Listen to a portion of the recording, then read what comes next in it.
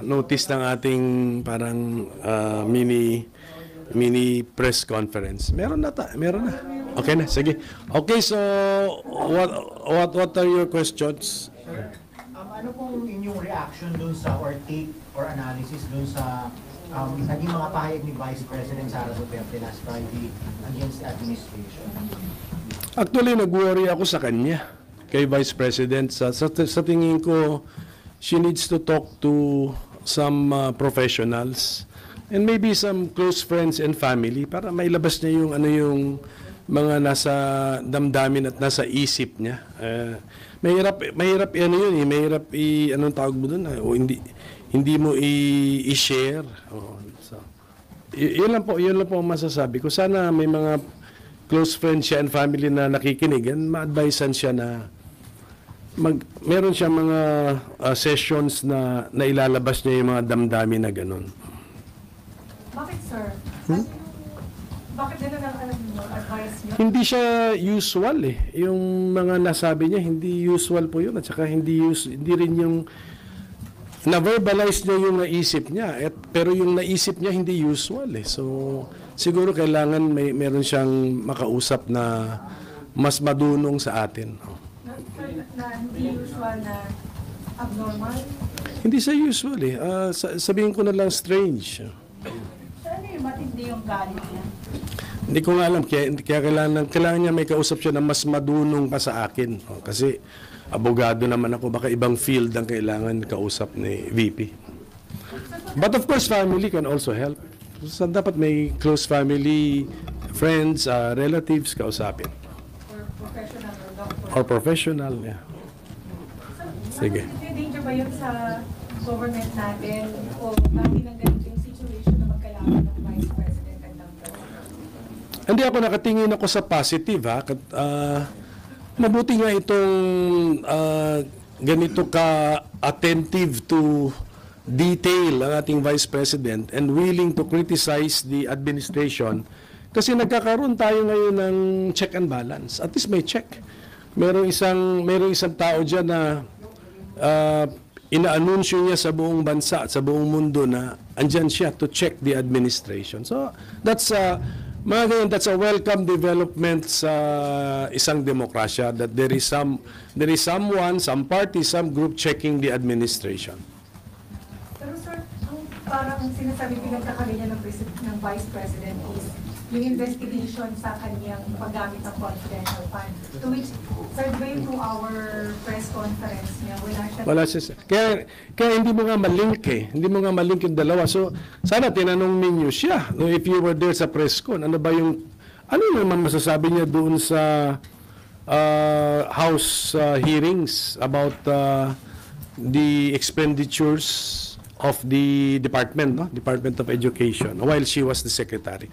Sana tinanong siya para nabigyan siya ng opportunity to respond.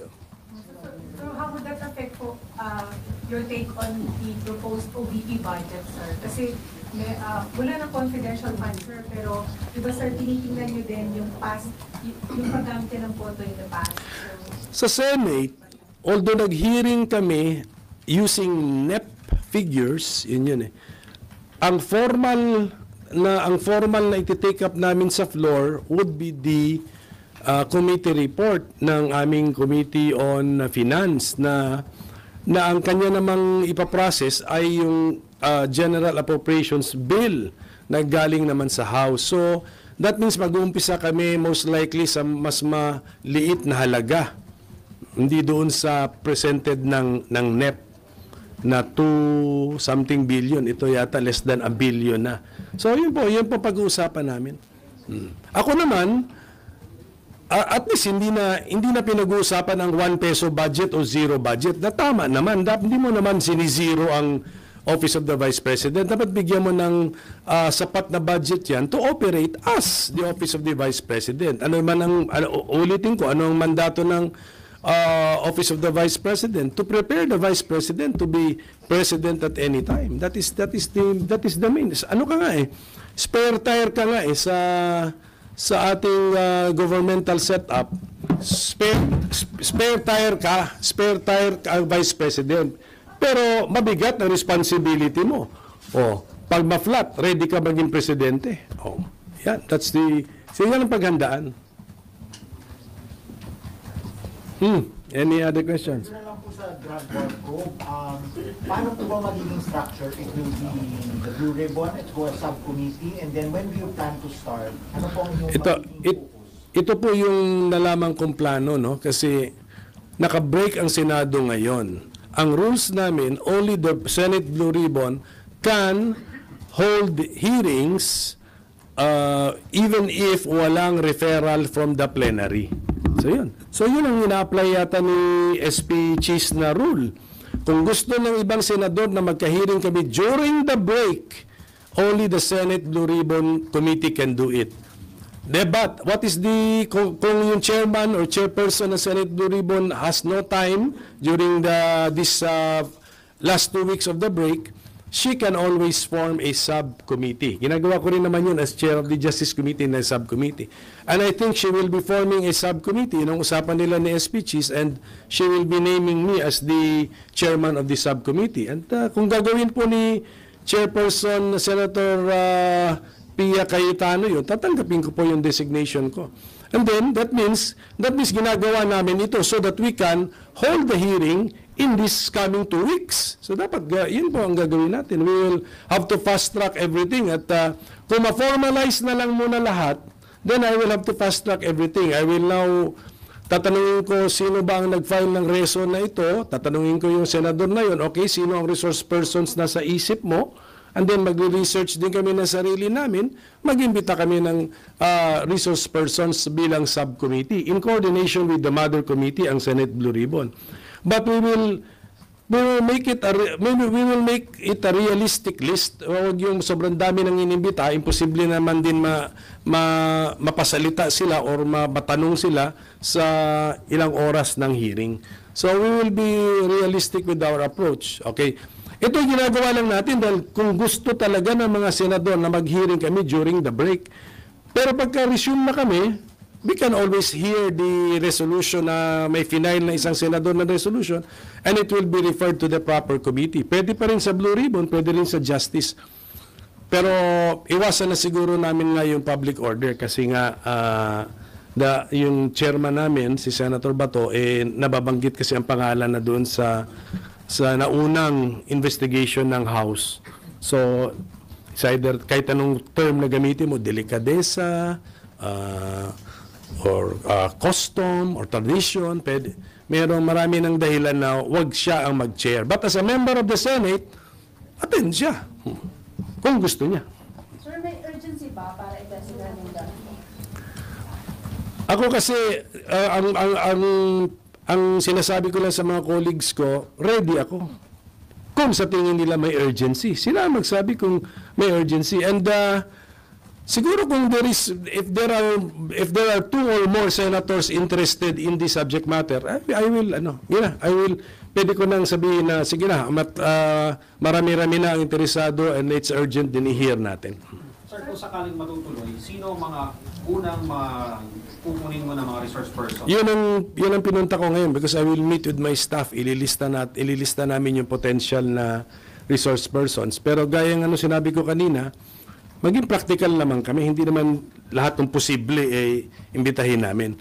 Mamili kami ng siguro para orderly ang investigation natin. Dapat yung kwento orderly din. So at the start of the Duterte administration, so June 30, 2016, 12 noon ng June 30, 2016, or even earlier, kasi siyempre naghahanda naman ang incoming administration ng kanyang administration. So doon tayo mag-umpisa. Then para tayong isang train na aabante sa timeline. So yun ang ating gagawin. Hanggang sa end ng term, June 30, 12 noon ng 2022. So yun ang gagawin natin. Ganun ang para orderly, doon tayo mag-umpisa sa June 30 or even days before that of 2016. Sir, may sinabi po si Senator Bato na gusto niyang imbitahin at baka naman pumunta si former President Duterte. So, hindi siya unahin, sir, imbitahin. At kasi kailangan ayoko kasi mag-judicial notice in the sense na yung records ng House sasabihin ko automatically reproduce sa Senate. Hindi. Parang, ang Senate, parang blank slate muna kami. Kwento muna. So, logic tells me, dahil sa narinig na natin kay Garma, it should be Garma. And it should be Leonardo. And even yung kung konektado, kung yung tatlong Chinese na pinatay sa Davao Penal Colony ay admitted lead drug lords, therefore posibleng related ito sa war on drugs. Then even yung jail warden ng Davao Penal Colony as well as sino yung involved doon. Yun muna, doon tayo mag-start kasi I think that was either before June 30, 2016 or thereabouts. Mga July. So, imbitahin lang po ang former president kapag nabanggit na siya. Pagka na-establish na kasi yung records ng House hindi naman automatically nasa records namin. So, para orderly ang ating usapan. Sir, but if voluntarily he wants to? Yes, at the proper time. Siyempre, di naman ba yung sa umpisa pa lang, ang gulo na ng kwento, yung mga nagsusubaybay sa amin, kami maintindihan namin. Siyempre, may mga staff kami, nagre-research, gano'n. Pero, meron din kasi nakasubaybay sa hearing ng Senado. Hindi tayo pwede mag-umpisa na bigla na lang, sinasagot na yung paratang na hindi pa nasasabi. So, ganun po, medyo lagyan natin ng konting order yung ating sistema, ang ating hearings. But, of course, kung willing siyang pumunta, then maybe we can set it sa second hearing. Tapusin na natin sa first hearing lahat ng aligasyon para sa second hearing, sagutin na. Kasi we do not, ang sinabi sa akin ni Senate President Cheese, budget time na kasi, magugulo ang aming schedule actually. So we do not really have all the time in the world para dito. So I understand it na parang ayaw nyo na masyadong mahabang investigation. Yes.